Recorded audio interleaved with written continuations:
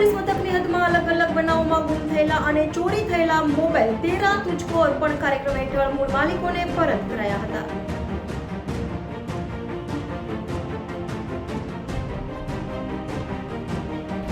સુરતના કાપોદ્રા પોલીસ દ્વારા 13 તુજકો અર્પણ કાર્યક્રમ યોજાયો હતો, જેમાં કાપોદ્રા વિસ્તારમાં ગુમ થયેલા અથવા ચોરી થયેલ મોબાઈલ શોધી કાઢ્યા બાદ પોલીસે અલગ અલગ 30 જેટલા ગુમ થયેલા અને ચોરી થયેલા મોબાઈલ શોધી કાઢ્યા બાદ 13 તુજકો અર્પણ કાર્યક્રમ હેઠળ મૂળ માલિકોને મોબાઈલ પરત કરતા તેઓએ પોલીસનો આભાર વ્યક્ત કર્યો હતો.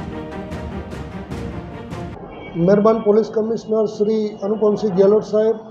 તથા સેક્ટર 1 શ્રી વાબાંગ જમીર સાહેબ તથા ડીસીપી ઝોન ભક્તિબા ડાભી સાહેબ નાઓએ આપેલ સૂચના અને માર્ગદર્શન મુજબ સૌ પ્રથમ વાર સુરતમાં અગાઉ પણ જે કાર્યક્રમ કરવામાં આવેલા છે 13 તુજકો અર્પણ, આ કાર્યક્રમ હેઠળ જે લોકોએ પોતાની કિંમતી વસ્તુઓ કે મોબાઈલો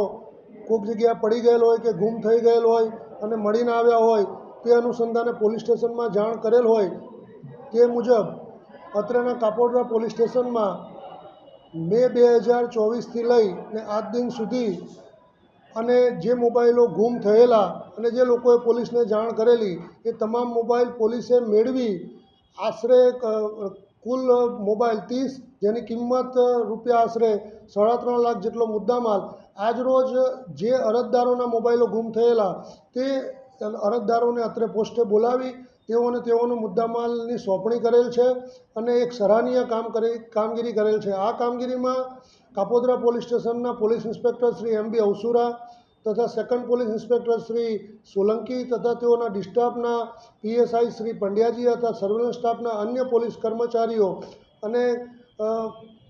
અન્ય સ્ટાફના માણસોએ ખૂબ સરસ કામગીરી કરી છે અને પ્રજા અને પોલીસ વચ્ચે એક સેતુ બંધાય અને પ્રજા અને પોલીસમાં એક વિશ્વાસ બેસે અને પોલીસે પ્રજાનો સાચો મિત્ર છે એ દિશામાં એક સરાહનીય કામગીરી કરેલ છે, જેને હું બિરદાવું છું. જય હિન્દ, જય ભારત, જય જય.